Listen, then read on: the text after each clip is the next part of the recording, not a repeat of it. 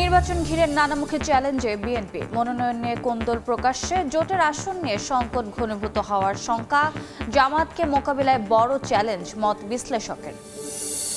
শাহজালালে cargo ভিলেজে অগ্নিকাণ্ডের ফাঁকে vault ভেঙে অস্ত্র চুরি, তথ্য লুকিয়ে থানায় জিডি বিমানের সমন্বয়হীনতাকে দুষছেন আমদানিকারকরা।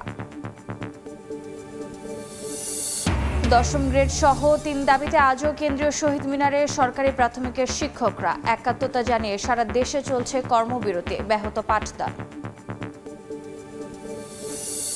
নিষেধাজ্ঞার পরও বিদেশ সফর উদ্ভাবন শিখতে মালয়েশিয়া যাচ্ছেন হাইটেক পার্কের 5 কর্মকর্তা। যৌক্তিকতা নিয়ে সাফাই সচিবের কার্যকারিতা খতিয়ে দেখার আহ্বান টিআইবির।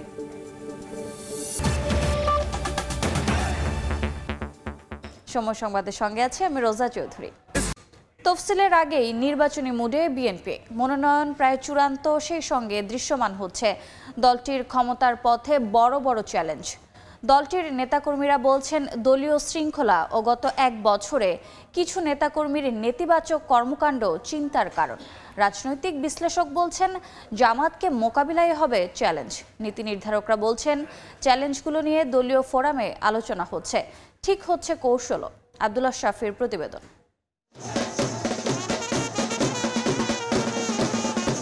অলিগলি, রাজপথ, নেতাকর্মীদের মিছিল, মিটিং আর শোডাউনে নির্বাচনী উত্তাপ। রঙিন পোস্টার আর ফেস্টুনের বর্ণাঢ্য প্রচারণা দেখে তা বোঝার উপায় নেই তফসিলের বাকি এখনো প্রায় 1 মাস। তবে রাজনৈতিক দল ও সরকারের মাঝে দূরত্ব কমার কোনো লক্ষণ নেই। এর মাঝেই হঠাৎ করে বিএনপির প্রার্থী ঘোষণা। ত্রয়োদশ নির্বাচন ঘিরে দলটির কৌশল কি তা এখনও স্পষ্ট নয়। প্রায় 17 বছর ক্ষমতার বাইরে থাকার পর যখন সামনে ক্ষমতার হাতছানি দেখছে, তখন বিভাজন তুঙ্গে মিত্রদের মাঝে। অভ্যন্তরীণ শৃঙ্খলাও নিম্নমুখী, ফলে প্রতিনিয়ত চ্যালেঞ্জের মুখে পড়ছে বিএনপি। সংখ্যাগরিষ্ঠ জিতে আসার জন্য বিএনপির জন্য বড় চ্যালেঞ্জ হলো এখন আমি মনে করি জামাত একটা দীর্ঘ হোমওয়ার্ক করেছে, তারা তৃণমূলে অনেকদিন কাজ করেছে, কারণ এটার একটা রিওয়ার্ড তারা পাবে। জাতীয় নির্বাচনে বিএনপির মনোনয়ন প্রায় চূড়ান্ত, এখন গুছিয়ে আনার পালা। দলীয় শৃঙ্খলা, জোট কৌশল এবং মাঠের ঐক্য অটুট রাখতে মরিয়া দলটি। কারণ প্রতিপক্ষের সঙ্গে লড়াইয়ের আগে ক্ষমতার এই পথে দলটিকে লড়তে হচ্ছে নিজের ভেতরকার অনিশ্চয়তার সঙ্গেও।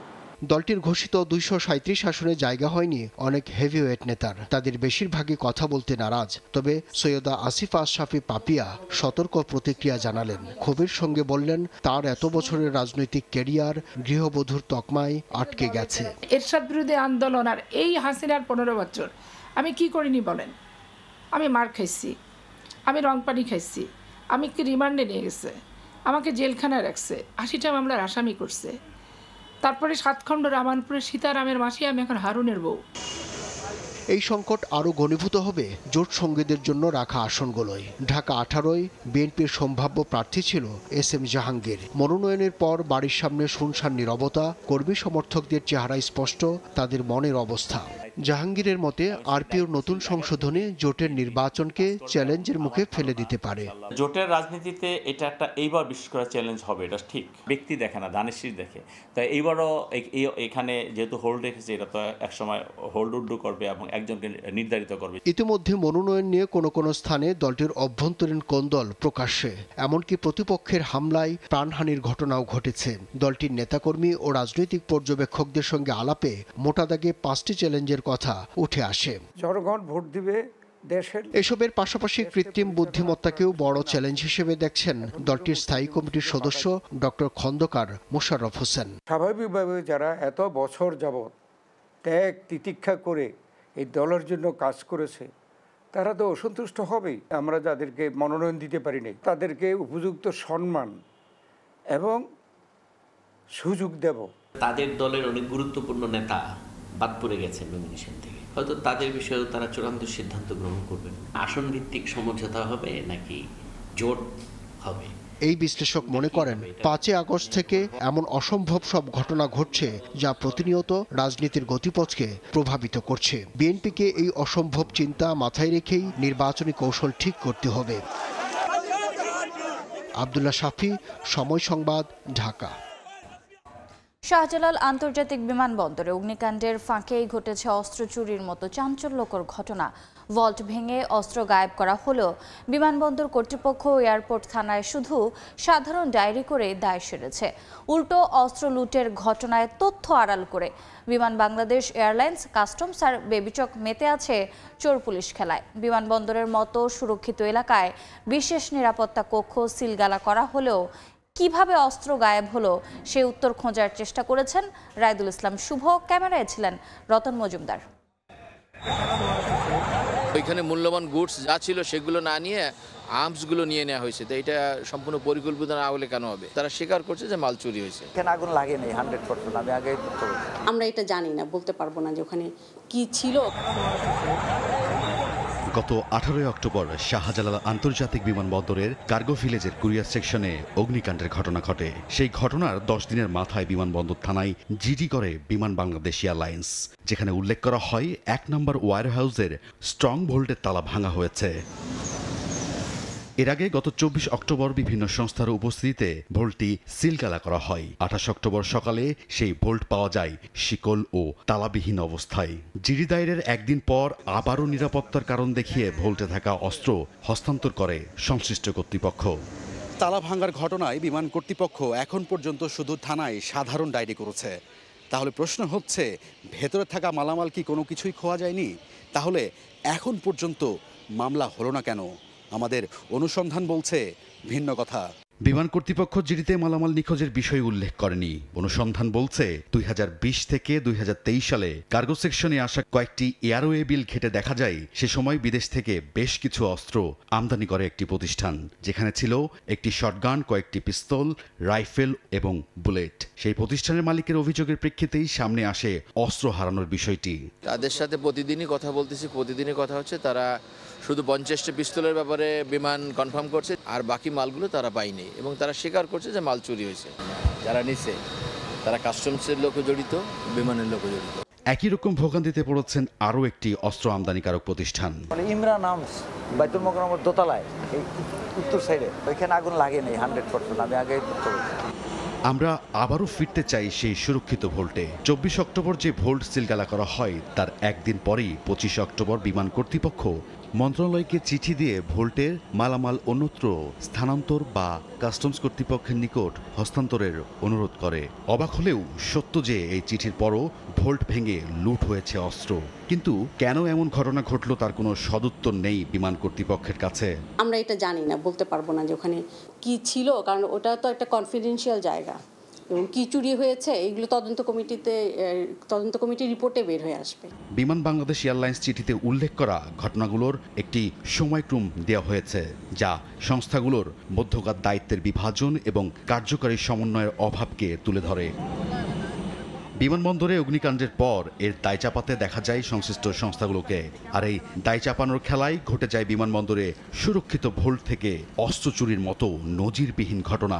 এত বড় দুটি ঘটনার পরও সমন্বয় না করে উল্টো চলছে দায় চাপানোর প্রতিযোগিতা। রায়দুল ইসলাম শুভ, সময় সংবাদ, ঢাকা। নির্বাচনের আগে নিষেধাজ্ঞা দিয়েও তথ্য প্রযুক্তি বিভাগের কর্মকর্তাদের বিশেষ সফর থামাতে পারছে না সরকার। এবার ডিড প্রকল্পের টাকায় উদ্ভাবন শিখতে মালয়েশিয়া যাচ্ছেন হাইটেক পার্কের হিসাব রক্ষণ কর্মকর্তা সহ 5 জন। 15 জনের বহরে বাকি 10 জন বিশ্ববিদ্যালয়ের শিক্ষক। নিষেধাজ্ঞার মধ্যে কেন এমন সফর তার জবাব দেননি প্রকল্প পরিচালক। যদিও সফরের যৌক্তিকতা নিয়ে উল্টো সাফাই গাইলেন তথ্য প্রযুক্তি সচিব। শুভ খানের রিপোর্ট। দৃষ্টিনন্দন সফটওয়্যার পার্ক, বিশ্ববিদ্যালয়ে ইনোভেশন হাব ও কার্যকর ইকোসিস্টেম তৈরিতে ডিজিটাল উদ্যোক্তা এবং উদ্ভাবন ইকোসিস্টেম উন্নয়ন প্রকল্পের কাজ চলছে 2021 সাল থেকে। বিশ্বব্যাংকের ঋণে 8 স্থানে চলমান প্রকল্প শেষ হওয়ার কথা আসছে ডিসেম্বরে। তবে কর্মকর্তারা বলছেন প্রকল্পের পরিধি ও মেয়াদ বাড়ছে 2027 সাল পর্যন্ত। 353 কোটি টাকা থেকে ব্যয় দাঁড়িয়েছে 531 কোটি। প্রকল্প পরিচালক মঞ্জুর মোহাম্মদ শাহরিয়ার, উপপ্রকল্প পরিচালক পরিচালক আব্দুল্লাহ আল মামুন, হিসাবরক্ষণ কর্মকর্তা রেজওয়ান আলী সহ তথ্য প্রযুক্তি বিভাগ ও হাইটেক পার্কেরই 5 কর্মকর্তা।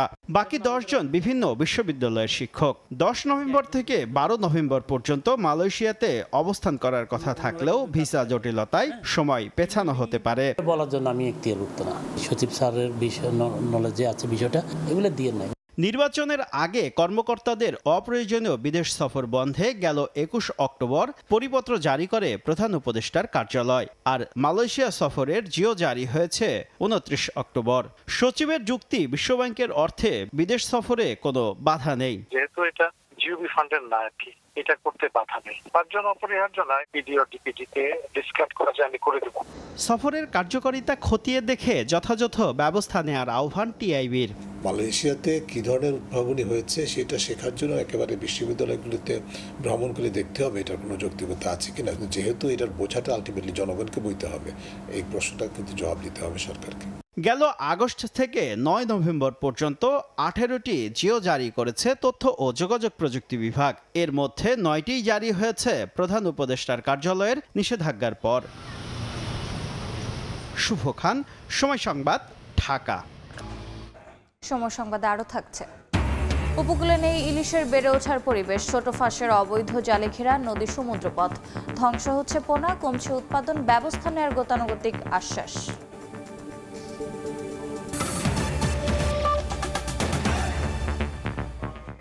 তিন দাবিতে কেন্দ্রীয় শহীদ মিনারে অবস্থান কর্মসূচি পালন করছেন সরকারি প্রাথমিক বিদ্যালয়ের সহকারী শিক্ষকরা। একই দাবিতে সারা দেশে চলছে শিক্ষকদের কর্মবিরতি। এই মুহূর্তে শহীদ মিনারে আছেন সহকর্মী আয়েশা সিদ্দিক সামিয়া, বরিশালে অপূর্ব অপু এবং নওগাঁয় আছেন এমআর রকি। সরাসরি প্রথমে যাচ্ছি সামিয়ার কাছে। সামিয়া, বেতন স্কেল 13তম গ্রেড থেকে 10ম গ্রেডে যাতে উন্নত করা হয় সেই দাবিতেই কিন্তু লাগাতার কর্মসূচির অংশ হিসেবে আজও শহীদ মিনারে অবস্থান কর্মসূচি পালন করছেন প্রাথমিক বিদ্যালয়ের যে সহকারী শিক্ষকরা রয়েছেন তারা। আমরা দেখছি লাগাতার কর্মসূচি কিন্তু তারা দিয়ে যাচ্ছেন এবং অবস্থানে কর্মসূচি কিন্তু দীর্ঘ দিন ধরেই চলছে। এখনও পর্যন্ত কোনো সমাধানে না আসতে পারায় কিন্তু তারা এখনও তাদের দাবি এবং স্লোগান কিন্তু চালিয়ে যাচ্ছে। আমরা দেখছি সকাল থেকে তাদের এই অবস্থান চলছে এবং গতকাল কিন্তু তারা একটি প্রজ্ঞাপনের মাধ্যমে বলেছিল তাদের এই দাবি আদায় না হলে তারা স্বরাষ্ট্র উপদেষ্টা সহ প্রাথমিক ও গণশিক্ষা উপদেষ্টার পদত্যাগ কিন্তু তারা চেয়েছেন এবং সেই ধারাবাহিকতায় তারা আরও একটি কর্মসূচি দিয়েছিলেন। আমরা জানি যে এখনও কিন্তু সেই কর্মসূচিটি চলছে, যে প্রাথমিক বিদ্যালয়গুলো রয়েছে সেগুলো কিন্তু অনির্দিষ্টকালের জন্য পূর্ণ কর্মদিবস ঘোষণা কিন্তু তারা করেছে। তারা কর্মবিরতিতে আছেন এবং এর ফলে কিন্তু সারা দেশে আসলে শিক্ষার্থীরা ভোগান্তিতে পড়েছেন। আমরা দেখছি সেই ভোগান্তির গল্প গতকাল আমরা শুনেছি এবং আজও কিন্তু তার ব্যতিক্রম নয়। আমরা দেখছি তারা স্লোগানে আসলে এই শহীদ মিনার প্রাঙ্গণটি আসলে ভরে তুলেছেন এবং বেলা যত বাড়বে এই শিক্ষক সংখ্যা কিন্তু আসলে শহীদ মিনারে আরও বৃদ্ধি পাবে। তাদের মূলত 3টি দাবি ছিল এই 10ম গ্রেডে উন্নতি করার পাশাপাশি তারা আরও বলেছেন যে যেই পদে আসলে তারা এই প্রাথমিক শিক্ষায় শিক্ষক হিসেবে যোগদান করেন সেই পদেই আসলে তারা সর্বশেষ রিটায়ার করেন, যার ফলে তারা আসলে দীর্ঘ সময় কর্ম করার পরেও তারা আসলে কোনো পদোন্নতি তো হয় না এবং যেই বেতন স্কেল আছে সেটিও কিন্তু বৃদ্ধি পায় না, যার দাবিতে কিন্তু এই অনির্দিষ্টকালের জন্য যে অবস্থান কর্মসূচি সেটি কিন্তু তারা চালিয়ে যাচ্ছেন এবং তারা এটিও দাবি করছেন যে শতভাগ বিভাগীয় পদোন্নতি কিন্তু তারা নিশ্চয়তা যাতে দেয় সরকারের পক্ষ থেকে, সেটাই কিন্তু আসলে আমরা দেখছিলাম। তো এই ছিল আমার কাছে শহীদ মিনার থেকে শিক্ষকদের যে অবস্থান সেই অবস্থান জানাচ্ছিলাম। এখন আমরা চলে যাব এই শিক্ষকদের কর্মসূচির ফলে বরিশালে শিক্ষার্থীদের যে ভোগান্তি রয়েছে সে সম্পর্কে জানবো। সেখানে আছেন আমাদের সহকর্মী অপূর্ব অপু, জানবো তার কাছ থেকে শিক্ষার্থীদের ভোগান্তির খবর। রাজপথে আন্দোলন হলেও বরিশালে আসলে এখন পর্যন্ত রাজপথে আন্দোলন হচ্ছে না। তারা যে আন্দোলনটি কর্মসূচি চালিয়ে যাচ্ছে, তারা ক্লাসে পাঠদান বন্ধ রেখে তারা টিচার্স রুমে অবস্থান কর্মসূচি পালন করছে। আজকে দ্বিতীয় দিনের মতন এই আন্দোলনে কার্যত অচল হয়ে পড়েছে সরকারি প্রাথমিক বিদ্যালয়। আমরা বরিশালের শহর তো বটেই, প্রান্তিক পর্যায়ে সমস্ত জায়গায় খোঁজ খবর নেওয়ার চেষ্টা করেছিলাম।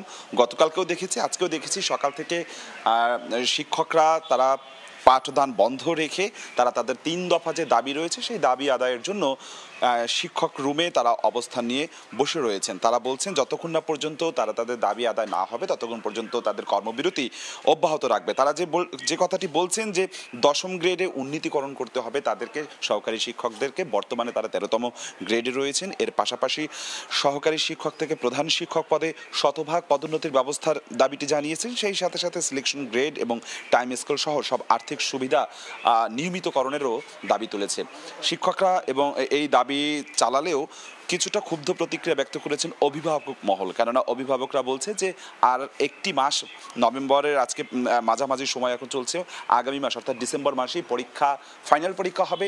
তার আগে এই যে কর্মবিরতি চলছে তাতে করে এক ধরনের ভোগান্তি পোহাতে হবে বাচ্চাদের। যদিও শিক্ষকরা আবার বলেছেন যে এই যে তাদের সিলেবাস অলরেডি তারা শেষ করতে সক্ষম হয়েছেন, এখন যে ভোগান্তিটা হচ্ছে সেটি পুষিয়ে নিতে প্রয়োজন বোধে ছুটির দিনগুলোতে তারা ক্লাস গ্রহণ করবে।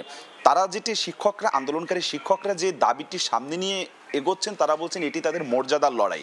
শুধুই মাত্র বেতন ভাতা বৃদ্ধি নয়, পদ পদবি বৃদ্ধি নয়, এটি তাদের সহকারী শিক্ষকদের মর্যাদার লড়াই। জীবন মান তাদের উন্নতি হচ্ছে না, সরকারের পালাবদল হয় এদেশে, কিন্তু তাদের ভাগ্যের কোনো পরিবর্তন হয় না। ফলে তারা এখন এই আন্দোলনটি চালিয়ে যাচ্ছে। আমরা রয়েছে এই মুহূর্তে শহরের সিস্টারডে স্কুল, এটি শহরের একটি বড় স্কুল। এই স্কুলে আসলে এখন 10:10 বাজে, এখন পর্যন্ত কোনো শিক্ষার্থীরা আসেনি। শিক্ষকরা জানিয়েছেন গতকালকে যেহেতু ঘোষণা দেওয়া হয়েছে যে তারা কর্মবিরতি পালন করছে, ফলে আজকে এই স্কুলে কোনো শিক্ষার্থীরা আসেনি। অন্যান্য স্কুলে আমরা খোঁজ নিয়েছি, যে সমস্ত জায়গায় শিক্ষার্থীরা আসছেও তারাও আসলে ক্লাস করতে পারছে না, তারা চলে যাচ্ছে। সারা দেশেই আন্দোলন ছড়িয়ে পড়েছে। আমরা একটু যেতে চাই নওগাঁতে, রয়েছে MR রকি আমাদের সহকর্মী, তার কাছ থেকে জানবো নওগাঁর আন্দোলনের খবরাখবর। প্রাথমিক শিক্ষকদের যে 3 দফা দাবি রয়েছে, 3 দফা দাবিতে কর্মবিরতির কারণে আমরা দেখছিলাম শিক্ষার্থীরা বিদ্যালয়গুলোতে এসেছেন, তারা আসলে একটা অলস সময় পার করছেন, বিভিন্ন খেলাধুলার মাধ্যমে তারা এই সময়গুলোকে অতিবাহিত করছেন। যদিও ঠিক নভেম্বরের শেষ সপ্তাহে বার্ষিক পরীক্ষার ঘোষণা রয়েছে, এই সময়ে এই জাতীয় কর্মবিরতির কারণে আসলে স্বজন এবং অভিভাবকদের দিক থেকে কিন্তু কিছুটা শঙ্কা প্রকাশ করা হচ্ছে। আসলে ফলাফল নিয়ে তারা একটা উদ্বিগ্নের কথা বলছেন। আমরা বিদ্যালয়গুলোতে এসে যা দেখছিলাম, শিক্ষার্থী কিন্তু এসেছেন, প্রচুর শিক্ষার্থী রয়েছে বিদ্যালয়ে, ক্লাসরুমে তারা থাকছেন, কিন্তু সেখানে শিক্ষকরা ক্লাস না নেওয়ার কারণে আসলে একটা সময় তাদের যেটা খেলাধুলা বা অন্যান্য সময়ের মধ্যে দিয়ে এই মুহূর্তে পার করছেন। আসলে শিক্ষকরা যে দাবিগুলো করছেন, এই দাবিগুলোকে তাদের দিক থেকে যৌক্তিক দাবি করছেন। পাশাপাশি শিক্ষকদের যে লাঞ্ছিত করা হয়েছে, এই লাঞ্ছিত বিষয়গুলোকে কিন্তু এক ধরনের অমানবিকতা বলছেন শিক্ষকদের দিক থেকে।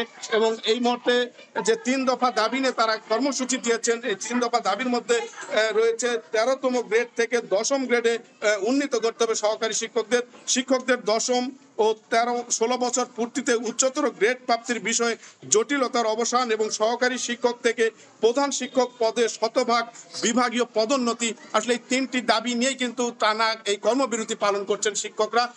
এর ফলে আসলে আমরা দেখছিলাম যে শিক্ষার্থী এবং যারা রয়েছেন অভিভাবক, তারা তাদের দিক থেকে যেহেতু নভেম্বরের পরেই শেষ সপ্তাহে থেকে বার্ষিক পরীক্ষার প্রতি বছর একটা শিডিউল সময় ঘোষণা করা হয়ে থাকে, এরপরে বৃত্তি পরীক্ষা রয়েছে, সব মিলে আসলে এই শিক্ষার ব্যবস্থার জন্য অনেকটাই নেতিবাচক প্রভাব পড়ার কথাই বলছেন অভিভাবকদের দিক থেকে। এবং শিক্ষকদের দিক থেকে দাবিগুলো নিয়ে আসলে সরকারের সাথে যেহেতু এই মুহূর্তে দফায় দফায় মিটিং চলছে, আলোচনা চলছে, এবং যত দ্রুত হয় এই বিষয়টি যেন সমাধান করা হয় এবং এই সমাধানের মাধ্যমে শিক্ষার্থীদের কাঙ্ক্ষিত যে পড়াশোনার বিষয়গুলো নিশ্চিত করা যায়, এই বিষয়গুলো কিন্তু অভিভাবকদের দিক থেকে জোরালো কিন্তু দাবি করা হচ্ছে। এই ছিল নওগাঁয় সার্বিক আমার কাছে শিক্ষকদের যে কর্মবিরতির কারণে প্রভাব পড়ার বিষয়, এই খবর আমার কাছে। হত্যার বিচার চেয়ে 3.5 বছর ধরে আদালত ও পুলিশের দ্বারে ধর্ণা দিচ্ছেন এক বৃদ্ধা মা। আসামি গ্রেফতার তো দূরে থাক, উল্টো মামলা তুলে নেওয়ার হুমকিও দিচ্ছেন আসামিরা। বিচার না পেলে আত্মাহুতির হুমকি অসহায় মায়ের। চট্টগ্রামের বাকুলিয়ায় 2022 সালে ইমরানকে ঘর থেকে ডেকে নিয়ে হত্যা করে বন্ধুরা। এদিকে নতুন করে দায়িত্ব পেয়ে মামলার তদন্তে নেমেছে সিআইডি। আশরাফুল আলম মামুনের ক্যামেরায় শফিকুল আলমের প্রতিবেদন। ছেলের ছবি হাতে 3.5 বছর ধরে ঘুরছেন বৃদ্ধ মা, কখনো আদালতে আবার কখনো পুলিশের দ্বারে। তবে মেলেনি ছেলে হত্যার বিচার। এখনো খুনিরা প্রকাশ্যে ঘোরাফেরা করছে। নিরাপত্তাহীনতায় মেয়েকে নিয়ে আত্মাহুতির হুমকি মা আসিয়া বেগমের। যদি বিচার না পায় কর্ণফুলি যায় মা মেয়ে যাই লাভ দি যায় তার দুনিয়াত কিছু নলাবে আর টিয়া পয়সার দাম তো রাত কিছু নয় আর সুস্থ বিচার চাই ফজনের হাই তারা ফাঁসি চাই শাস্তি চাই আর সুস্থ বিচার চাই আমরা যারা মেজে না যাই জাঙ্গে কুকুন এটা সুস্থ শাস্তি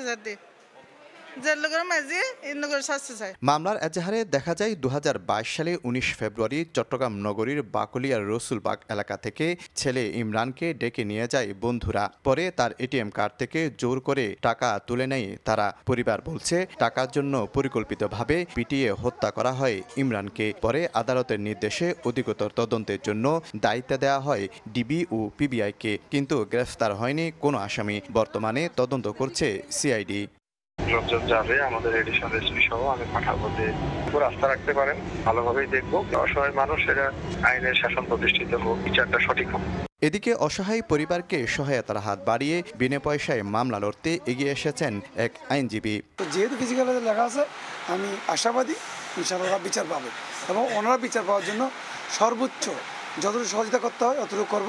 হত্যা মামলায় আসামি 6 জন আর সাক্ষী 4 জন। নিহতের মায়ের দাবি, হত্যা মামলার মূল আসামি নাজিম, জাহাঙ্গীর, খোকন, রিফাত, রাহাত, সুমন প্রকাশ্যে ঘোরাফেরা করছে। 22 দিনের নিষেধাজ্ঞা দিয়ে মা ইলিশের প্রজনন নিরাপদ করা হলেও এখন উপকূলে নেই ইলিশের বেড়ে ওঠার পরিবেশ। ছোট ফাঁসের অবৈধ জালে ঘিরে রাখা হয়েছে নদী ও সমুদ্রপথ। বেহুন্দি, বাঁধা, চরঘেরা আর ট্রলিং জালে প্রতিদিনই ধ্বংস হচ্ছে পোনা ও সামুদ্রিক জীববৈচিত্র্য। তবে ব্যবস্থা নেওয়ার গতানুগতিক আশ্বাস মৎস্য বিভাগের। তৌকিব পেদার ছবিতে শিকদার জাবির হোসেনের রিপোর্ট। ইলিশের অভয়শ্রম পটুয়াখালীর তেঁতুলিয়া নদীর মোহনা এটি, যেখানে সমুদ্রের নোনা পানি মিশে যায় নদীর মিঠে জলে, আর সেই স্রোতের সঙ্গে আসে রূপালী ইলিশ। কিন্তু এখন সেই পথটাই যেন মৃত্যুফাঁদ। পুরো মোহনা ঘিরে রাখা হয়েছে ছোট ফাঁসের নিষিদ্ধ বেহুন্দি জাল দিয়ে। ফলে মোহনা দিয়ে সমুদ্র থেকে নদীতে কোনো মাছ প্রবেশ প্রায় অসম্ভব। একই দৃশ্য জেলার আরেক মোহনা আগুনমুখা নদীতে। এভাবে পুরো উপকূল জুড়ে মাছের চলাচলের পথগুলো দখল হয়ে গেছে অবৈধ জালের দাপটে। শুধু নদীপথ নয়, নদী ও সমুদ্রের মাঝে জেগে ওঠা ডুবোচরগুলো ঘিরে ফেলা হচ্ছে চর ঘেরা ও বাঁধা জাল দিয়ে। জ্বরের সময় পানিতে ডুবে থাকা চরগুলোর চারদিকে টানানো হয় জাল, আর ভাটার সময় পানি নেমে গেলে আটকা পড়ে অসংখ্য মাছ ও পোনা। বড় মাছগুলো তুলে নেন জেলেরা, আর চরে আটকে মারা পড়ে অসংখ্য ছোট মাছ ও সামুদ্রিক জীববৈচিত্র্য। অন্যদিকে উপকূলের কাছাকাছি অগভীর জলে সমুদ্রে চলছে ট্রলিং জালের তাণ্ডব, যেখানে মাছের পোনার সঙ্গে ধ্বংস হচ্ছে জলজ প্রাণীও। মাছটা বড় হওয়ার কোনো সুযোগ নাই, মাছটা মারিয়া লাইতেছে ধরিয়া। ইলিশের বাচ্চাগুলা এরা টাইনা ট্রলিং জাল দিয়া আপনার এই সব ফালে দেরি ব্যস্ত পারে না। এরা পোনা অবস্থায় ধরা পড়ায় ভেঙে যাচ্ছে ইলিশের প্রজনন চক্র। গবেষকরা বলছেন এই ধারা অব্যাহত থাকলে শুধু ইলিশ নয়, সমুদ্র উপকূলের জীববৈচিত্র্য পড়বে হুমকির মুখে। সার্বিকভাবে এটাকে যদি আমরা আসলে জনগণের জন্য একটা সামাজিক আন্দোলন হিসেবে গড়ে তুলতে পারি, তাহলেই কিন্তু আমরা আসলে এই ইলিশ সহ অন্যান্য যেই প্রাকৃতিক জীববৈচিত্র্য রয়েছে তাদের সকলকে কিন্তু বাঁচাতে পারবো। ইলিশের যে বিচরণ পথটা আছে, এই পথে ব্যাপক নজরদারি ব্যবস্থা করা, এবং কেউ যদি নিষিদ্ধ গিয়ারগুলো ব্যবহার করে তাদের শাস্তির আওতায় আনা। এদিকে অসাধু জেলের অতি লোভের খেসারত দিচ্ছেন সাধারণ জেলেরা। ছোট মাছ ধ্বংস হওয়ায় নদীতে কমে গেছে মাছের উৎপাদন। ডিম ছাড়ার পর ওই ডিমগুলো যখন বড় দেয় তখন বেন্তি জাল দিয়ে মাইরিয়া ফেলায়। এগুলো মানে গুড়া ছাও, ওগুলো তো মনে করেন ধরে আলায়, তো ধরার কারণে এই কারণে মাছ বড় হইতে পারে না। তবে অবৈধ জাল ব্যবহারকারীদের বিরুদ্ধে ব্যবস্থা নেওয়া হচ্ছে বলে জানায় স্থানীয় মৎস্য বিভাগ। এই বেহুন্দার জাল দিয়ে কেউ যেন মাছের ছোট বাচ্চা শিকার করতে না পারে সেই বিষয়ে মৎস্য অধিদপ্তর, পুলিশ প্রশাসন, নৌ পুলিশ, কোস্টগার্ড সকলকে নিয়ে আমরা সমন্বিত অভিযানের মাধ্যমে এগুলোকে আমরা উদ্ধার করব। বিশ্বে মোট ইলিশের প্রায় 86 ভাগই উৎপাদিত হয় বাংলাদেশের নদী ও সমুদ্রে, আর বাকি 14 ভাগ ভারত ও মিয়ানমারে। শিকদার জাবির হোসেন, সময় সংবাদ, পটুয়াখালী। প্রলয়ঙ্কারী ঘূর্ণিঝড় সিডরের 18 বছর পেরুলেও এখনও সংস্কার হয়নি ক্ষতিগ্রস্ত বেড়িবাঁধ। এতে চরম হতাশা আর দুর্যোগের শঙ্কায় দিন কাটে পটুয়াখালী সহ উপকূলের মানুষের। ক্ষতিগ্রস্ত বেড়িবাঁধ মেরামত সহ উচ্চতা বাড়াতে প্রকল্প প্রস্তাবনার সংশ্লিষ্ট দফতরে পাঠানো হয়েছে বলে জানিয়েছে পানি উন্নয়ন বোর্ড। সুজন দামের ছবি ও মোহাম্মদ মনির হোসেন বাদলের তথ্য নিয়ে রিপোর্ট। 2007 সালের 15 নভেম্বর দেশের উপকূলে আঘাত হানে প্রলয়ঙ্কারী ঘূর্ণিঝড় সিডর। লন্ডভন্ড হয় 55,000 ঘরবাড়ি, ক্ষতিগ্রস্ত ও বিধ্বস্ত হয় 900 কিলোমিটার বেড়িবাঁধ ও সড়ক। মৃত্যুবরণ করেন 677 জন। পটুয়াখালীতে সবচেয়ে বেশি ক্ষতিগ্রস্ত হয় মির্জাগঞ্জ উপজেলার পায়রা নদী তীরবর্তী এলাকা। সিডরের দুর্বিষহ স্মৃতি আজও বহন করছেন সেসব এলাকার মানুষ। দুর্যোগের পর তাদের প্রত্যাশা ছিল উঁচু বেড়িবাঁধ নির্মাণ, তবে গত 18 বছরেও তা বাস্তবায়ন হয়নি। এমনকি বিধ্বস্ত বেড়িবাঁধও সম্পূর্ণরূপে মেরামত না হওয়ায় চরম হতাশা আর শঙ্কার মধ্যে দিন কাটছে উপকূলের মানুষের। আমরা খুব আতঙ্কিত আছি, আমরা কোনো বাঁধ বেরি স্থায়ী কোনো পাইতে আছি না। গাং কাটতে যদি গাং বাঁধে হাতে তার কোনো লাভ নেই। নভেম্বর মাসে আমাকে খুব ভয়, যদি একটা বেড়িবাঁধ ভালো মতো হয় তাহলে আমাকে থাকার মতো পরিবেশ হয়। সিডরে ক্ষতিগ্রস্ত বেড়িবাঁধগুলোর উচ্চতা বাড়াতে প্রকল্প প্রস্তাবনা পাঠানো হয়েছে সংশ্লিষ্ট দপ্তরে বলে জানিয়েছে স্থানীয় পানি উন্নয়ন বোর্ড। বর্তমানে একটি ক্লাইমেট এক্সপার্ট প্রকল্প চলমান আছে, এগুলোর আয়তায় আমাদের বেড়িবাঁধ মেরামতের সংস্থান রয়েছে। আমরা এই বর্ষা মৌসুম শেষ হয়েছে, আমাদের অলরেডি কাজ মাঠ পর্যায়ে শুরু হয়েছে। আমরা আশা করতেছি এই শুষ্ক মৌসুমের মধ্যে কাজগুলো সমাপ্ত করতে পারবো। পটুয়াখালীতে 1340 কিলোমিটার বেড়িবাঁধ রয়েছে। সময় সংবাদ, পটুয়াখালী। দেখছেন সময় সংবাদ। খুলনার রূপসাঘাটে ট্রলার ডুবে নিখোঁজ 2 জনের সন্ধানে অভিযান চালাচ্ছে নৌবাহিনী ও কোস্টগার্ড। সেখানে আছেন সহকর্মী তানজিম আহমেদ, সরাসরি যাচ্ছে তার কাছে। তানজিম।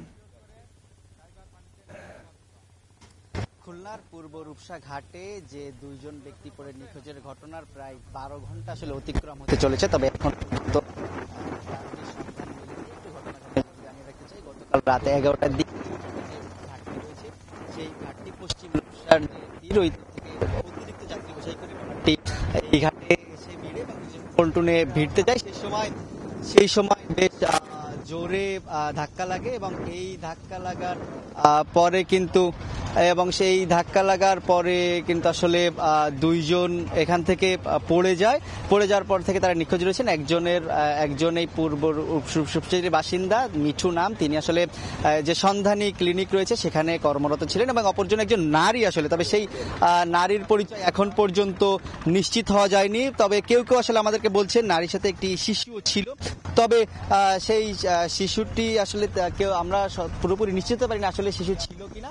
কেউ বলছেন এখানে যারা ছিলেন তারা, তবে 2 জন এখন পর্যন্ত নিখোঁজ, এবং তাদের সন্ধানে কিন্তু একই সাথে আমরা দেখেছি যে ফায়ার সার্ভিস, নৌবাহিনী, কোস্টগার্ড তারা পৃথকভাবে তাদের যে অভিযান সেটি পরিচালনা করছেন, এবং তাদের যে ডুবুরি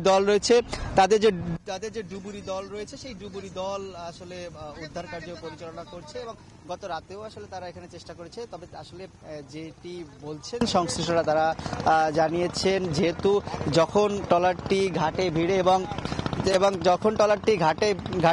এবং এখান থেকে যখন ট্রলারটি ঘাটে ভিড়ে সে সময় কিন্তু ধাক্কা পড়ে যাওয়ার পর ভাটি ছিল, এবং এরপরে একটি জোয়ার আসে, এবং এই জোয়ারের পরে সকালে আবার ভাটি শুরু হয়, এখন আবার জোয়ার আসার সময় আছে। অর্থাৎ এই যে কয়েকটি জোয়ার ভাটির জন্য আসলে তাদের দেহ একই স্থানে থাকার সম্ভাবনা খুবই কম। তারা আসলে কয়েকটি জায়গা ভাগ করে তাদের যে কার্যক্রম সেটি পরিচালনা করছেন, এবং চেষ্টা করছেন যেন তাদেরকে আসলে পাওয়া যায়। আমরা এটা জানিয়ে রাখতে চাই, এই যে নদীটি আসলে বেশ স্রোত থাকে সব সময়, এবং প্রচুর মানুষ, অন্তত ডেইলি প্রতিদিন 20,000 মানুষ রূপসার এই ঘাট পার হয়ে খুলনা শহর থেকে প্রবেশ করেন অথবা শহর থেকে বের হন। তবে আসলে এই ঘাট নিয়ে দীর্ঘদিনের অভিযোগ রয়েছে। এর আগেও কিছুদিন আগে পন্টুন থেকে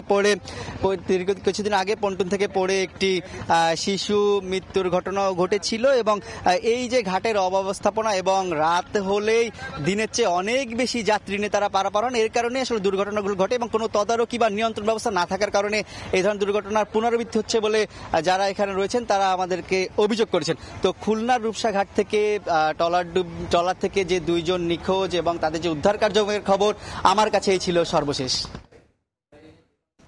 সরাসরি যুক্ত ছিলাম খুলনায়। দেখছেন সময় সংবাদ, সঙ্গেই থাকুন। দেখছেন সময় সংবাদ। এবারে দেশের বাইরের খবর। রাশিয়ার ড্রোন ও ক্ষেপণাস্ত্র হামলায় ইউক্রেনের বিদ্যুৎ উৎপাদন প্রায় শূন্যে নেমে এসেছে। হামলায় পশ্চিম ইউক্রেনের 2টি পারমাণবিক বিদ্যুৎ কেন্দ্র ক্ষতিগ্রস্ত হয়েছে বলে জানায় কিয়েভ। এছাড়া জাপোরিজিয়া অঞ্চলে রিবনে নিয়ন্ত্রণ নিয়েছে বলে দাবি রাশিয়ার। এদিকে ইউক্রেনের পাল্টা ড্রোন হামলায় রাশিয়ার 2টি শহরে বন্ধ বিদ্যুৎ ও তাপকেন্দ্র। পাল্টাপাল্টি হামলা এবার বিদ্যুৎ বিভ্রাটে রাশিয়া ও ইউক্রেন। ইউক্রেনের বিদ্যুৎ উৎপাদন ব্যবস্থা ধসিয়ে দিয়েছে রাশিয়া। বিদ্যুৎ ও জ্বালানি অবকাঠামো লক্ষ্য করে রাশিয়ার ড্রোন ও ক্ষেপণাস্ত্র হামলায় ইউক্রেনের বিভিন্ন অঞ্চল বিদ্যুৎ বিচ্ছিন্ন। ইউক্রেনের বিদ্যুৎ বিতরণ সংস্থা জারি করেছে সতর্কতা। কিয়েভ, নিপ্রে পেট্রোভস্ক, দোনেস্ক, খার্কিভ, পলতাভা, চেহেরনিভ ও সুমিতে সরবরাহ কিছুটা পুনরুদ্ধার হলেও নিয়মিত ব্যাঘাত ঘটবে বলে জানিয়েছেন বিশেষজ্ঞরা।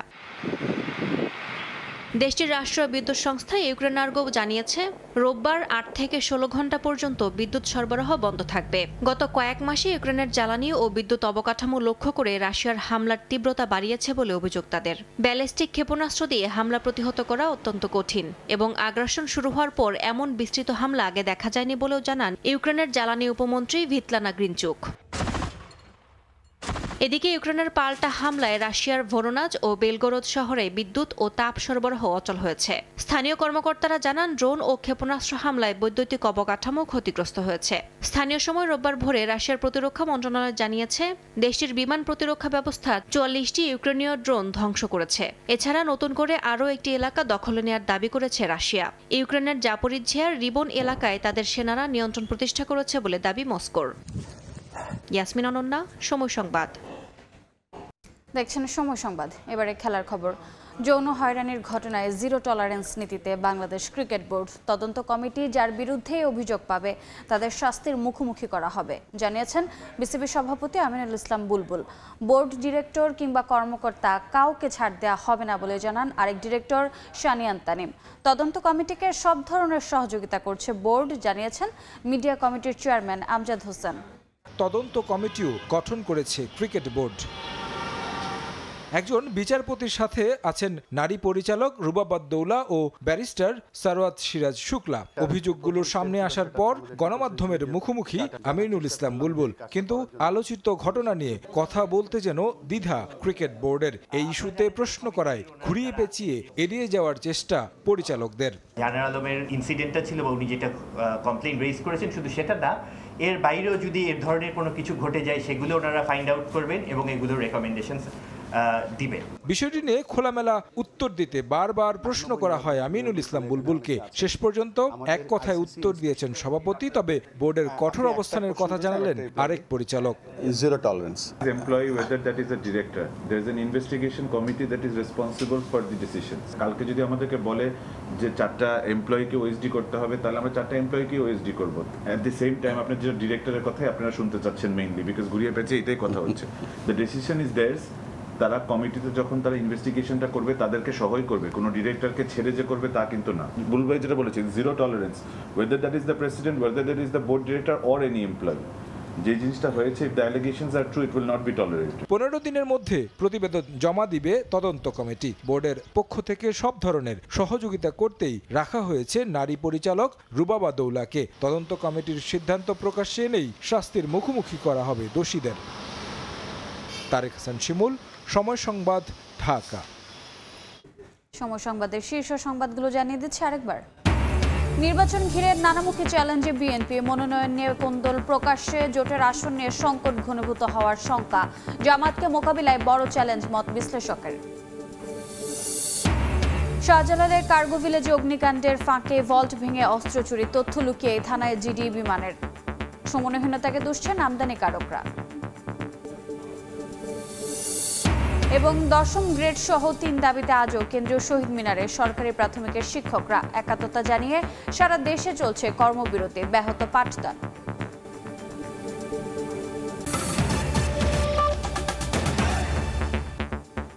এ ছিল সকাল 10টার সময় সংবাদে। এরপর এই সময়ের বাণিজ্যের সঙ্গে থাকবেন সাদিক হাসান ইমন।